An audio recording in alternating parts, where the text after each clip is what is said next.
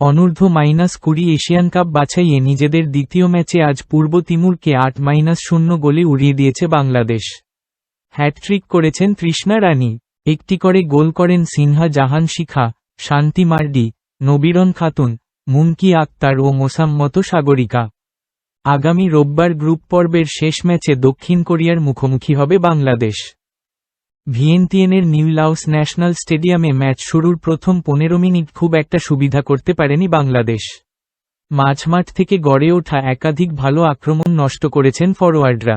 শেষ পর্যন্ত 20 মিনিটে স্বপ্না রানীর কর্নার থেকে নিখুঁত হেডে লক্ষ্যভেদ করেন শিখা। 33 মিনিটে অলিম্পিক গোলে ব্যবধান দ্বিগুণ করেন শান্তি মার্ডি। তার নেওয়া কর্নার পূর্ব তিমুরের পোস্টে লেগে জালে চলে যায়। এর ঠিক 3 মিনিট পর আবার মার্ডির কর্নার, এবার চমৎকার হেডে গোল করেন নবীরন খাতুন। প্রথমার্ধের যোগ করা সময়ে মোসাম্মত সাগরিকার বাড়ানো বল আলতো শটে জালে জড়িয়ে স্কোর 4-0 করেন তৃষ্ণা রানী। বিরতির পর লড়াই করা দূরে থাক, বাংলাদেশের আক্রমণ থেকেই হয়রান পূর্ব তিমুর। 57 মিনিটেই পঞ্চম গোল পেয়ে যায় পিটার বাটলারের দল। গোলমুখে জটলা থেকে নেওয়া শিখার শট রুখে দিলেও বিপদমুক্ত করতে পারেননি পূর্ব তিমুরের গোলকিপার হালিনা মার্চি। বক্সের মধ্যে বল পেয়ে ফিরতি শটে নিজের দ্বিতীয় ও দলের পঞ্চম গোল আদায় করে নেন তৃষ্ণা।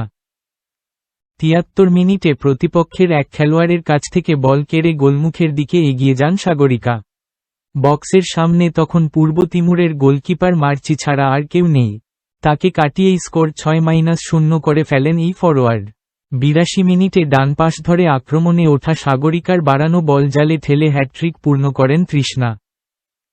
আর রেফারির শেষ বাঁশি বাজানোর আগে অষ্টম গোলটি উপহার দেন মুনকি।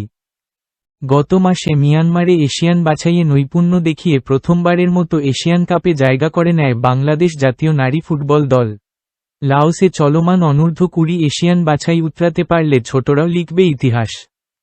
এইচ গ্রুপে থাকা বাংলাদেশ অনূর্ধ্ব-20 নারী ফুটবল দল পয়েন্ট টেবিলের শীর্ষে থাকতে পারলেই মূল পর্বের টিকিট কাটবে। দ্বিতীয় হলেও বেঁচে থাকবে আশা। 8 গ্রুপের সেরা 8 দলের সঙ্গে সেরা 3 গ্রুপ রানার্স আপ দলও পাবে আগামী বছর থাইল্যান্ডে মূল পর্বে খেলার সুযোগ। পরপর 2 জয়ে 6 পয়েন্ট তুলে নিয়ে শীর্ষে থাকা বাংলাদেশ সেই সুযোগটা দারুণভাবে জিইয়ে রেখেছে। গ্রুপে বাংলাদেশের সবচেয়ে কঠিন প্রতিপক্ষ দক্ষিণ কোরিয়া নিজেদের প্রথম ম্যাচে পূর্ব তিমুরকে হারিয়েছে 9-0 গোলে। আজ বাংলাদেশ সময় সন্ধ্যা 6:30টায় লাওসের বিপক্ষে খেলবে দক্ষিণ কোরিয়া। স্বাগতিক লাওস বাংলাদেশের কাছে হেরেছিল 3-1 গোলে।